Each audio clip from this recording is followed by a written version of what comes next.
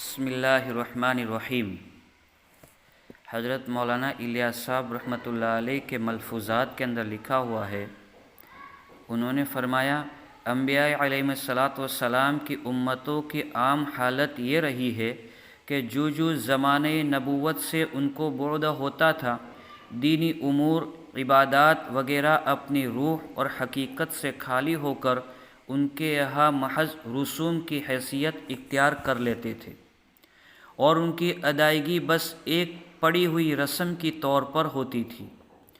उन्हीं गुमराह और बेराह रवी की इस्लाह के लिए फिर दूसरे पैगंबर मबूस होते थे, जो इस रस्मी हैसियत को मिटाकर उम्मत को उमूर दीन की असल हकीकतों और हकीकी रूह शरीयत से आशना करते थे।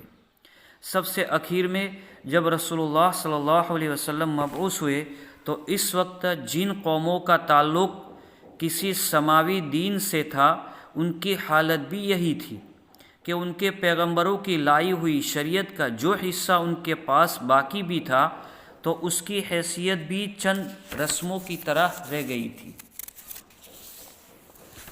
उन्हीं रसूम को वो असल दीन और शरीयत समझते थे। रसूलुल्लाह सल्लल्लाहु अलैहि वसल्लम ने उन रसूम को मिटाया और असल दीनी हक़ाइक़ और अहकाम की तालीम दी। उम्मत मुहम्मद सल्लल्लाहु अलैहि वसल्लम भी अब इसी बीमारी में मुब्तला हो चुकी है। उसकी इबादत तक में ये रस्मियत आ चुकी है, हत्ता कि दीन की तालीम भी जो इस किस्म की सारी खराबियों की इस्लाह का ज़रिया होने चाहिए थी, वो भी बहुत सी जगह एक रस्म सी ही बन गई है।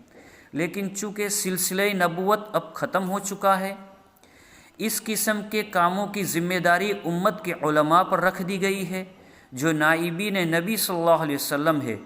तो इन्हीं का फरीज़ा, इन्हीं का ये फ़र्ज़ है और कि वो इस ज़लाल और फ़साद हाल की इस्लाह की तरफ ख़ास तौर पर से मुतवज्जे हो और इसका ज़रिए से तस्हीह नीयत, क्योंकि अहवाल में ये रस्मियत जब ही आती है जब कि उनमें लिल्लाहियत और शान अबदियत नहीं रहती।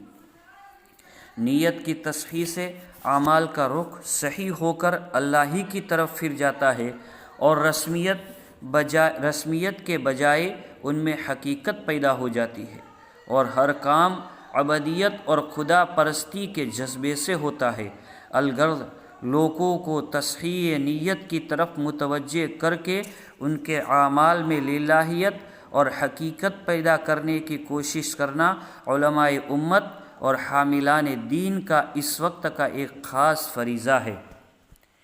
हज़रत मौलाना इलियास साहब रहमतुल्लाह अलैह के मलफूज़ात है, हज़रत मौलाना मंजूर नौमानी रहमतुल्लाह अलैह के लिखे हुए। लिहाजा दोस्तों से गुजारिश है कि हमसे जुड़ जाइए, तो हम एक एक करके सारे मलफूज़ात आप तक पहुँचाएँगे इंशाअल्लाह।